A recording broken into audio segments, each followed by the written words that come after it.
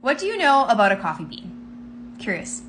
As I was listening to the Ed Mylett podcast, he interviewed Damon West. This man was sentenced to life in prison, and along his way, he runs into this wise old man in county jail before he goes into federal prison. Mr. Jackson shares with him these 3 things that I just feel are too juicy not to share.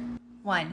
Fear is a liar that makes you see things that are not real. It is simply a perception. 2, he said the strongest man in prison walks alone. So in order to do that, you're going to have to fight.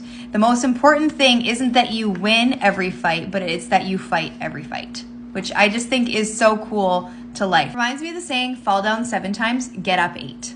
3, he said, imagine prison, or life in our case, as a pot of boiling water. Whatever you put into that pot of boiling water will be changed by the heat and pressure in the pot.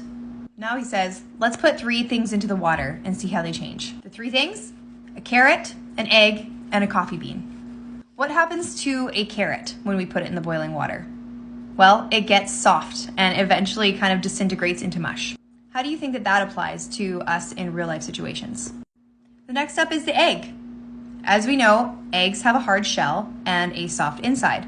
What happens when you put an egg in boiling water? It turns hard boiled. So not only is the exterior hard, but the inside is as well.